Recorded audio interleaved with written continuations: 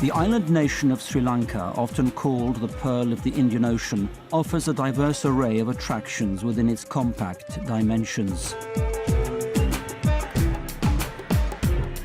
Scarred by more than 25 years of civil war, today Sri Lanka is on an uneasy path to healing.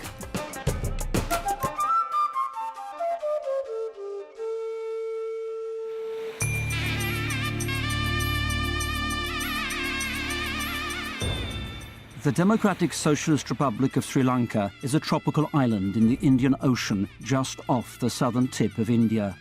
An ancient civilization took root on the island first with the arrival of the Sinhalese from India in the 6th century BC and later Buddhism in the 3rd century BC.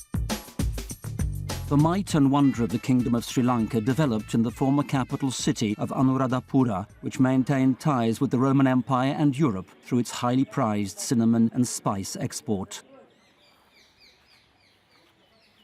The Portuguese, calling the island Callao or Ceylon, colonized much of the coastal areas in the 16th century, pushing the Sinhalese into the higher elevated interior of Kandy. The Dutch took control in the mid-1600s, giving up their rule to the British in 1796, who transformed their colony with roads and rail lines. They established coffee plantations that would eventually transform into tea plantations famous the world over.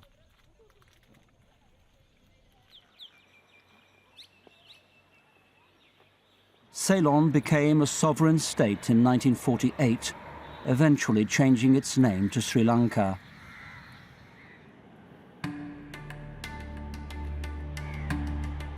After independence, ethnic tensions would surface when the Sinhalese Buddhist majority asserted its nationalist views through various laws and the mass deportation of Indian Tamils working in the tea plantations. In the face of continued discrimination, Tamil disillusionment grew. A small group, the Liberation Tigers of Tamil Eelam, or the Tamil Tigers, turned violent, demanding an independent state.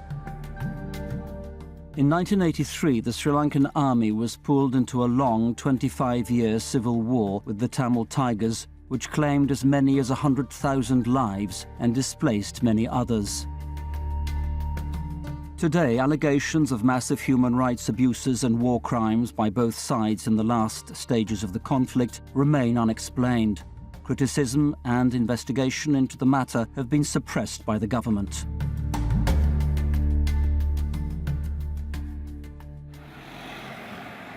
The economy of Sri Lanka has picked up steam after the civil war. Tourists have returned to enjoy the enchanting coastline and the natural and cultural wonders of the interior lands. Traditionally centered around cash crop agriculture and export of tea, rubber, gemstones, coconuts and various spices, Sri Lanka has shifted to textiles and garments as the country's biggest exports. Remittances from abroad also contribute to the gross domestic product. Although the economic rebound is significant, the predominantly Tamil north and east remain lagging behind. The estimated population of Sri Lanka is 21.8 million. Ethnically, some 74% of the population is Sinhalese, while 14% are Tamil and 9% are Sri Lankan Moors.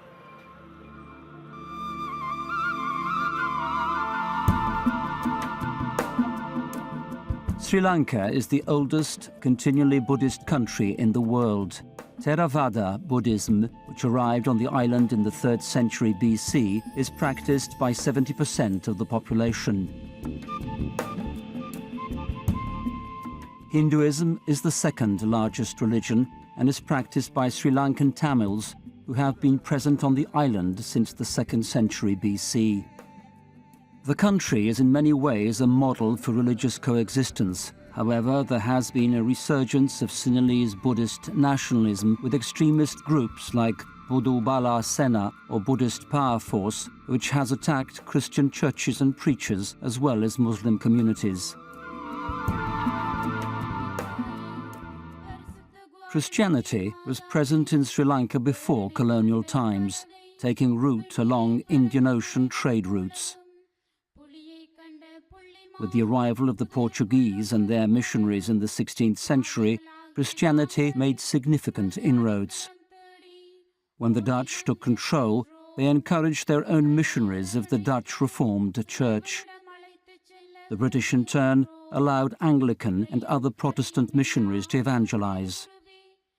Today, about 8% of the population is Christian, with Roman Catholics numbering about 1.2 million.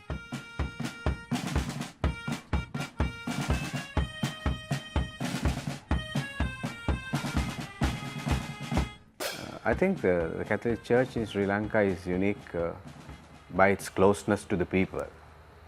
The concern for the needs of the people is quite strong. For them it's natural that when a shepherd or when the priest goes, he means a lot to them, not because of an individual, it's not an individual closeness, but it is the closeness of the church.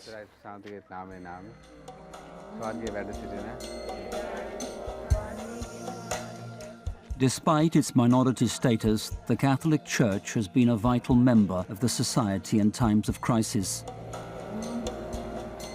Following the tragic event of the 2004 tsunami, the Church was instrumental in aid distribution and the care of those affected.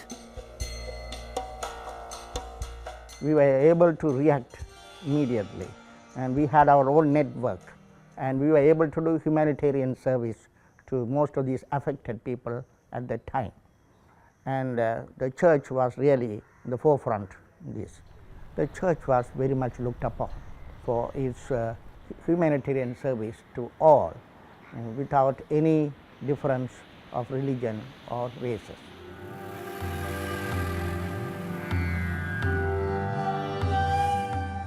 The country still remains in need of reconciliation after the war.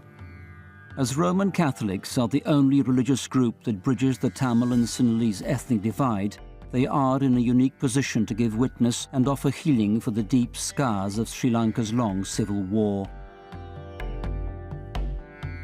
In Sri Lanka, practically all the dioceses, there are these two groups, Sinhalese and Tamils, of course in different percentages. In my diocese, we have about 10 to 15% Tamil people. So we have that reconciliation or coexistence as something natural, which is something sacred and precious to us.